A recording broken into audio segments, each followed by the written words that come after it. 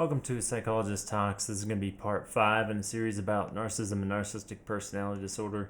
Now, if you're tracking from the prior episodes, today was going to be all about social factors to consider in the diagnosis. But in thinking about it and doing a dry run, realized that these social factors predominantly focus on gender and then essentially power dynamics, and authority. While related, I don't know if they're going to be economical to combine. So, oh my goodness, there might even be an episode 6, or who knows, even an episode 7. I feel like there's always more to talk about within narcissism.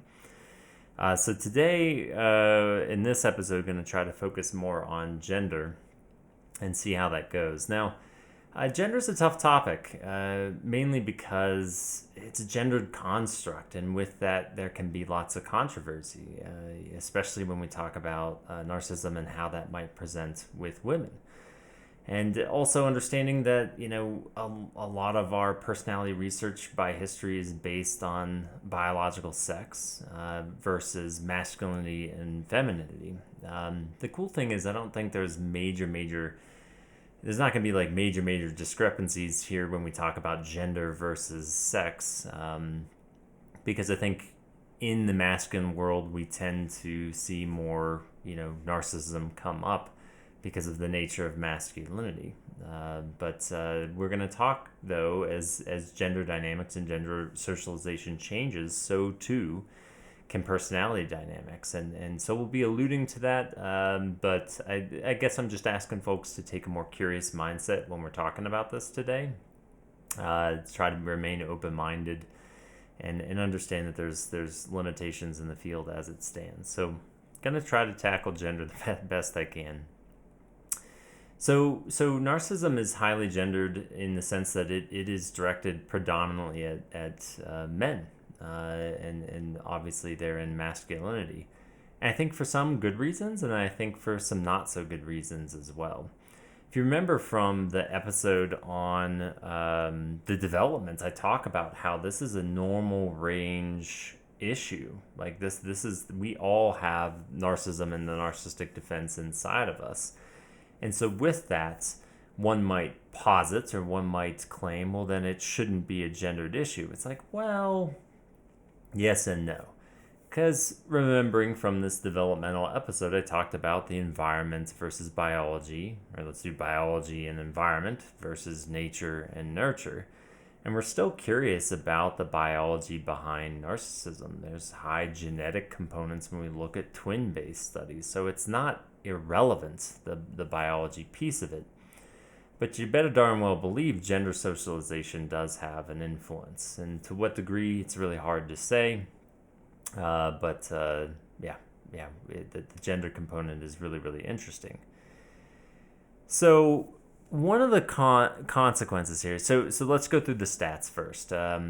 What's really interesting, I'm surprised I haven't mentioned this because I don't think I mentioned it in prior episodes, is the prevalence rate in the general public is argued to be like hovering around 1%. That is not very high, despite all of the attention that narcissism seems to garner from the general public. And I have a split reaction even about this, because I think what the general public is reacting to is the narcissistic defense in general, and especially those that might be more on the neurotic level of functioning. Never mind that a lot of people don't go in for treatment with narcissistic related concerns, and thereby prevalence rates perhaps are an underestimate. But do note that as it's defined, the more kind of mid-level organization below the more serious cases, the prevalence rate is not like astronomically high in the general public. In clinical populations, people who do come in and see us, it could maybe be upwards of like 10%. So there is, it is there. But there's, I guess what I'm saying is like the devil's in the details. It's like, I'm not even convinced that it's highly rare. I think it's quite prevalent, but perhaps this is because we think of it only from a highly disordered mindset when it comes to clinical diagnosis, rather than appreciating this greater breadth and depth, a la my episode on reconceptualizing personality, the psychodynamic way of conceptualizing personality. Now let's talk about gender, Well, the rates for gender are kind of interesting because they're as high as like 75% men, but there are some that suggest it could be almost 50%. And when we get to 50-50, I wonder if that kind of rattles people's brains a little bit because, as I was just saying, it's a gendered construct, and most people associate narcissism with men. And so there's some curiosity around this. The 75% men, I think it being 50% and moving above makes sense from a gender socialization mindset. But we also have to pull in subtypes. And so I think subtypes and appreciating subtypes is where we understand or can conceptualize how and why women might be included in this diagnostic category of narcissism. And so recall that the subtype is the whole conversation around subtypes is really not in our diagnostic manual. So as of right now, we are almost solely focused upon the more entitled and arrogant presentation of narcissism, not the covert versions of narcissism. So if you focus solely on the arrogance and entitlement, then you're probably going to have a gendering issue here. Let's go into why. This is kind of the basic math, sort of how I come to understand this, is you have, let's go with society on this hand. So in society, even societies that are moving towards equity to the best of their abilities, societies are organized around hierarchies, whether we like them or not. And within hierarchies, and within sort of classism in general, which you cannot fully get rid of, there are going to be power differentials. This is kind of part and parcel. That's not saying how the power differentials are wielded, like how do people actually wield power, but power differentials exist. There are certain things that are more esteemed and more desired than others. It's just kind of how societies work.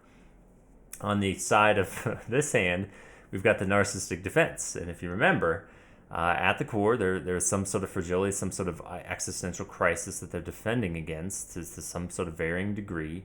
And their means of defending against it is, in essence, the pursuit of power, the pursuit of things that make sure that they believe that they are okay, that they are in the esteemed position.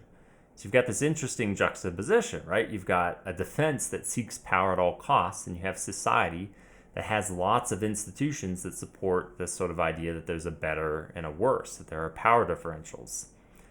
Now, the question is, that just because these two things exist doesn't mean, boom, that they interact right away. There are modifying variables in between these two powers that suggest how does this narcissistic defense interact with society and the power differentials therein. So these mediating or moderating variables in the middle are going to vary, but today we're talking about gender, and gender is a modifying variable. So let's think historically. This is going to be your more traditional definitions of masculinity and femininity. Historically speaking, men, and to this day, have more privilege. I know it's a charged word for some folks in this world right now, but we have more privilege and more accessibility. And with that, when the narcissistic defense comes pursuing power, there are less barriers, there are less protocols for how we do that appropriately. And with that, there is more allowances for arrogance or entitlement, at least historically. And so with that, when you're talking about researching, and if we research an arrogant and entitled type predominantly, and that's juxtaposed by society that condones and socializes that there's at least some condonement for men to behave in this way, you have the marriage of these two systems and why there is a skew towards men historically. Now, we're not talking current day and age, because current day and age and the passage of time changes these things. But let's do the same thing with women. So historically, how much have women had allowances to power and positions of authority? Not as much. And even as that has changed, there is this gender socialization barrier that says you are not going to get very far if you behave in ways that are remotely even possibly defined as arrogant or entitled. I mean, those barriers exist regardless of the narcissistic defense, that there are social expectations of women who are in positions of power and authority that are not extended to men. And so there is a massive barrier between positions of power and a possible narcissistic defense. And so what does the narcissistic defense do when women are trying with narcissistic problems, like legit narcissistic problems, are trying to get to the power that makes sure that they feel okay? I think I've alluded to this in a prior episode. It's not like our defenses, once they're caught, they just like crumble and fall apart. They're nimble. They will find new ways of existing and new ways of getting their needs met. And so this is where narcissistic defenses in women say, oh, okay, so I've got to work around this whole arrogant, entitled stuff because that's not going to fly. The defense is smart enough to say, I'm not going to just kind of keep beating this same drum and expect that I'm going to get what I need. I need to find a way to play this social game better, and hence comes covert narcissism. So what we have, in essence, is a diagnostic system that has a pull towards men. I mean, it is pulled towards, and it samples from the type of socialization that men typically get around narcissistic defenses.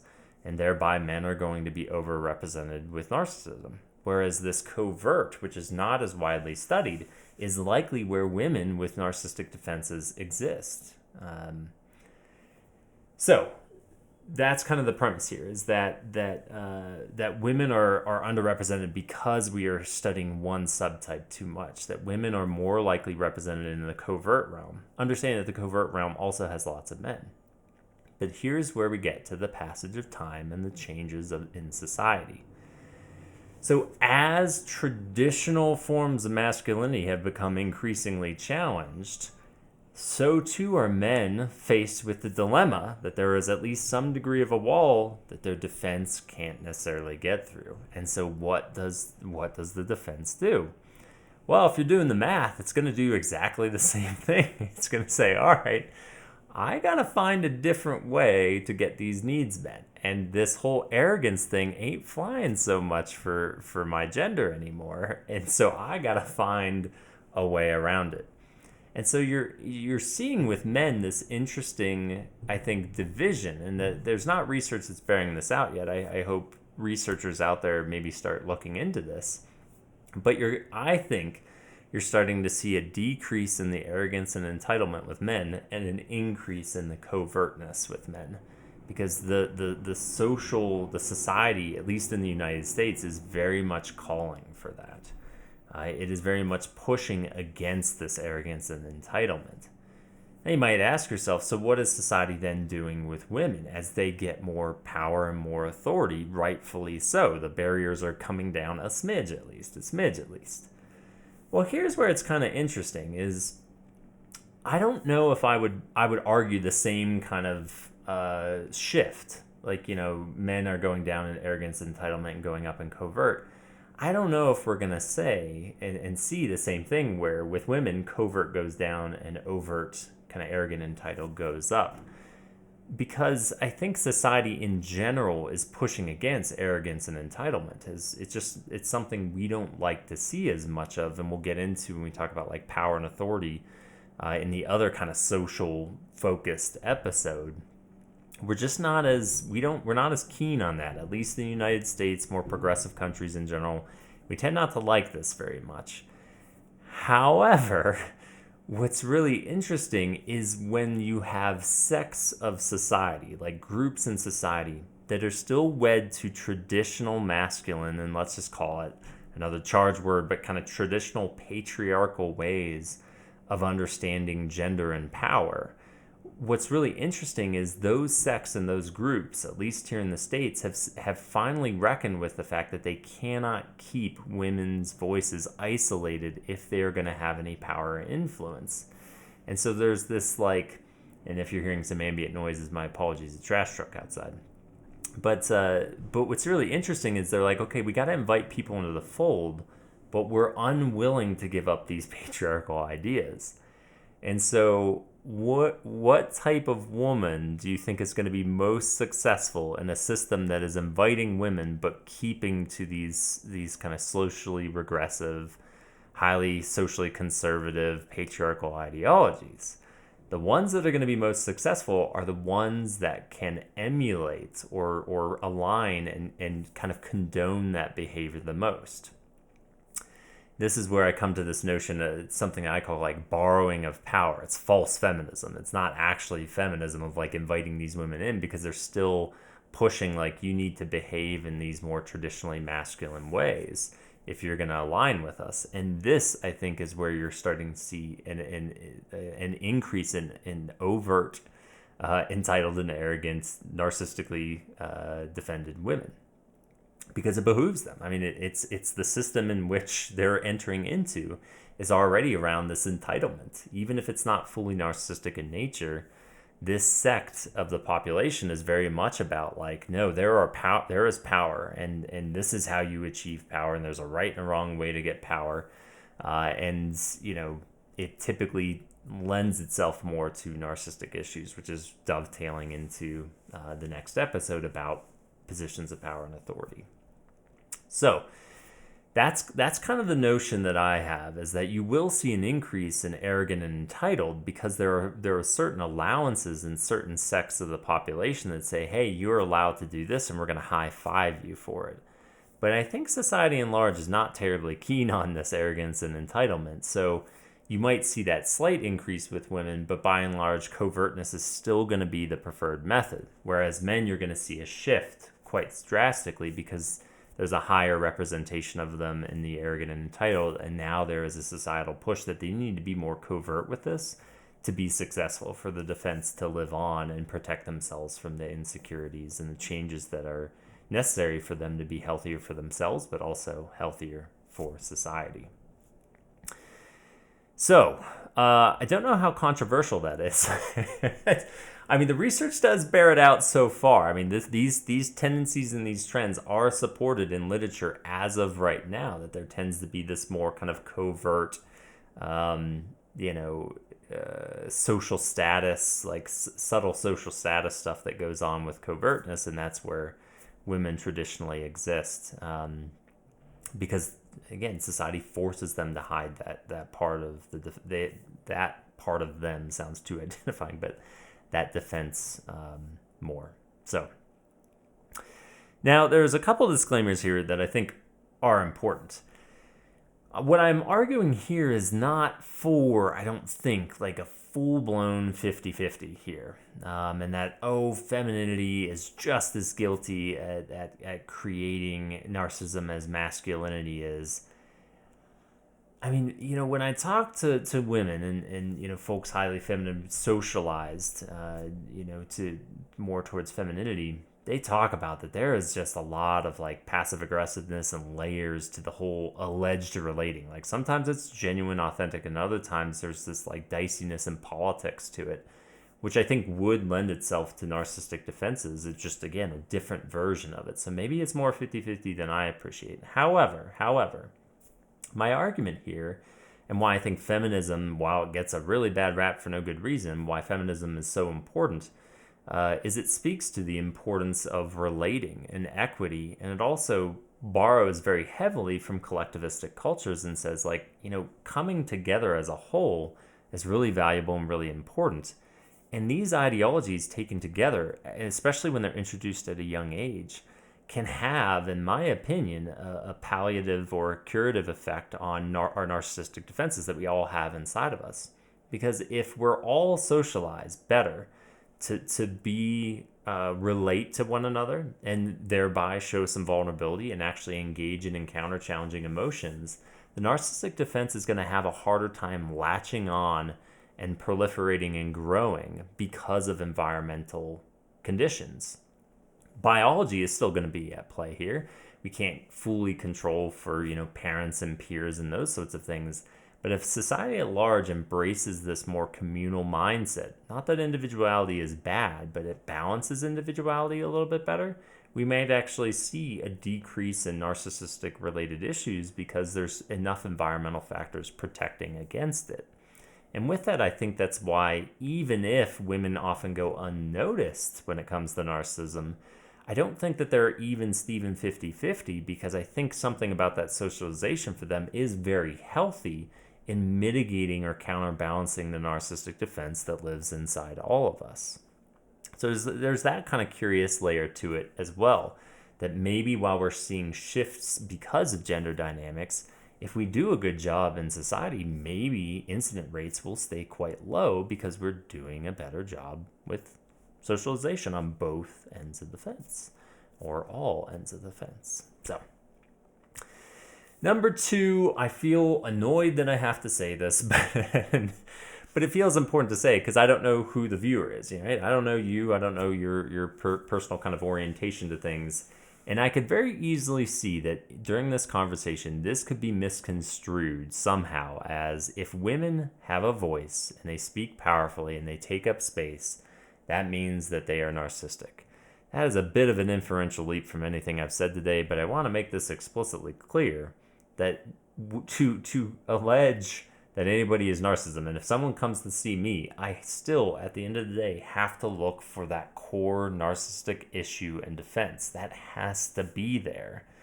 So if, I don't care if you're a male, female, or identify anywhere in between, just because you have a powerful voice, you take up space in the room, and those sorts of things, that in of itself does not mean that you have a problem with narcissism. It means you possibly have a healthy ego, heaven forbid, right? Like, that's a good thing. We have to look for that central emptiness identity crisis and a system of valuing and devaluing, of putting oneself above all else, that is the diagnostic facet of narcissism. So if you're sitting here thinking, yeah, men get a bad rap and women are just getting away with it, au contraire, like, we are both guilty of narcissism, yes. But that doesn't mean a woman who has a sense of power and is willing to voice herself in a room is narcissistic. So again, I feel like I shouldn't have to say that, but I want to be explicitly clear. Go back to all the prior episodes about the etiology and the defenses and what characterizes narcissism. That still has to be present. It is not a gender-based diagnosis. How it presents can be influenced by gender, which is the really fascinating and cool component of it. So I think that's all I have on the gender side. I again, hopefully this is kind of curiosity provoking. It's just kind of interesting to think about how the shifts in gender socialization can actually result in shifts in how we see narcissism present when it comes to subtypes, as well as might we even, if we really embrace this mentality of equity, and this sort of the importance of emotional awareness and interconnectivity, especially for young kids growing up, how that could be incredibly important in mitigating the development of these more caustic instances of narcissism in our society. So I feel like there could be way more, but we're going to end there. So I hope this, as ever, is interesting. I'll see you next time talking about power and authority and how we need to prevent narcissism from getting into those positions at all costs, at least the really bad ones. And otherwise, stay curious.